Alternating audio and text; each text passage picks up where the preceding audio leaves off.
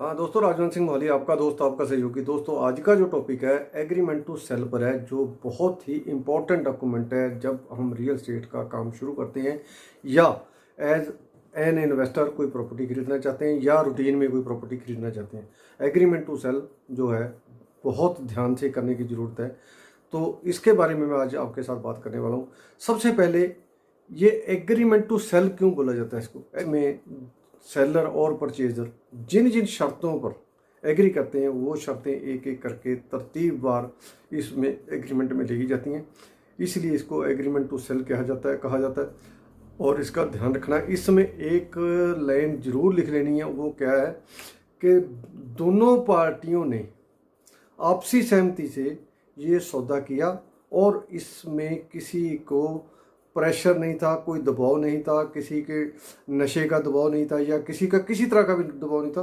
वो बिना दबाव के ये सौदा किया गया और ये इन शर्तों पर सौदा किया गया। शर्तें तो क्या क्या लिखनी? सबसे पहले detail of the property, detail full detail लिखनी है। आप प्लॉट खरीद रहे हो, ज़मीन खरीद रहे हो, यदि आप ज़मीन खरीद रहे हो तो ज़मीन के रास्ते हैं, जो कितने आदमी हैं, कितने आदमी बेच रहे हैं, उसमें क्या क्या सहूलत है, ज़मीन में कोई वृक्ष खड़े हैं, कोई मोटर कनेक्शन है, कुछ और जो भी है उसने सारा ही उसमें प्रॉपर्टी की जो डिटेल आपने लिख लेनी है। अगली जो बात है, इसका आपने देखना है क्लियर टाइटल। टाइटल इसका यदि क्लियर होगा तभी जाके आपकी बात बनेगी। यदि कोई टाइटल में प्रॉब्लम है तो पहले टाइटल ठीक करवा लो, या कोई छोटी मोटी प्रॉब्लम है तो उसको थोड़ा टाइम दे दो, वो ठीक कर लेगा वो। तो आगे जो हमने करना है, अगली जो बात है इसमें अमाउंट हमने जो एडवांस में देनी है वो लिखनी है। हमने कितनी अमाउंट एडवांस में दे रही हैं, कितनी डेट के लिए दे रहे हैं, कब हमारी रजिस्ट्री होगी, ये उसमें लिख लेना है। और उसके बाद जो इम्पोर्टेंट चीज़ है इसमें रेट का है, भी हमारी जो प्रॉपर्टी का सौदा हुआ है इस रेट में होगा और इस रेट में होगा, इस रेट में के हिसाब से इतनी प्रॉपर्टी की कीमत बनती है। उसको सालम शब्द भी लिख लेना बेशक, भी कुल जो प्रॉपर्टी की कीमत है, सारी प्रॉपर्टी की कीमत इतनी बनती है, ये इतने में सौदा उसका हुआ है। अगला जो है आपने क्या लेना उनके साथ, जब एग्रीमेंट टू सेल आपका सेलर आपके साथ एग्जीक्यूट कर देता है तो उस प्रॉपर्टी के फ़ोटो स्टेट कागज जरूर ले लेने हैं। और ओरिजिनल मिल जाए तो बहुत बढ़िया, नहीं तो फ़ोटो स्टेट जरूर लेने हैं। और फ़ोटो स्टेट भी वैसे नहीं कि आप कहीं से भी करवा लो, उसके जो आपका सेलर है उसके बिल्कुल साइन करे हुए, उसके ऊपर हो सके तो आप उसका आधार कार्ड, पैन कार्ड जो भी लिख सकते हो वो भी लिख लेना।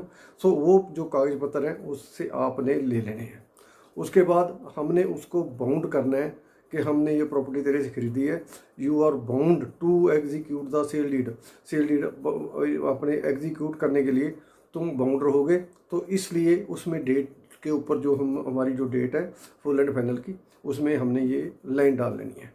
अगली जो बात है इसमें ऑल प्रॉपर्टी राइट्स, जितने भी हक हकूक उस प्रॉपर्टी में उस मालिक को हैं, सारे के सारे हक हमने अपने उसमें ले लेने हैं। जो एज ए सेलर, मैं सपोज सेलर हूँ, तो जो आदमी को, सामने वाले को उस प्रॉपर्टी के लिए हक है, रास्ता है, उसमें कोई मोटर कनेक्शन है, कोई वृक्ष खड़े हैं, कुछ भी जो भी वहाँ पर है, तो वो सारे जो उसके प्रोप्राइटरी राइट्स हैं वो हमने ले लेने हैं। उसके बाद आपने एक और ध्यान रखना है, कई बार ऐसा होता है कि सौदा करने वाला सेलर है जो, वो मुकर जाता है सौदे से।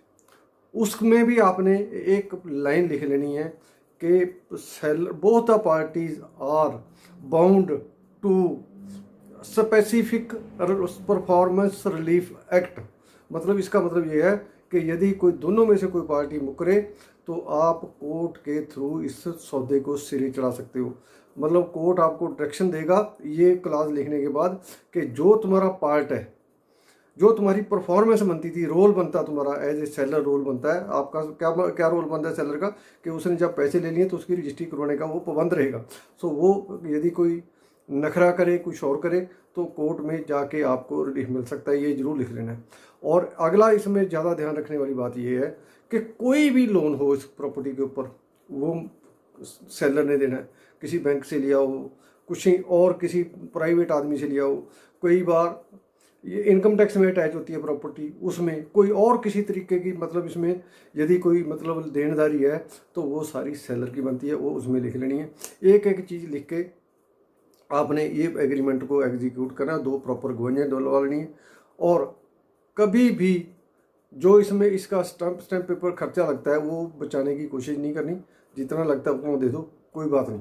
सो आज का जो टॉपिक है यहीं पर ख़त्म करता हूँ और उम्मीद करता हूँ ये टॉपिक बहुत बढ़िया है। आप कॉपी पेन लेके इसको नोट कर सकते हो इसमें अपना एक एक चीज़, क्योंकि ये आज वीडियो देखोगे कल को भूल जाओगे।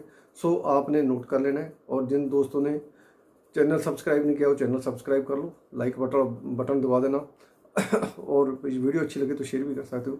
मिलता हूँ जल्दी एक नए टॉपिक के साथ।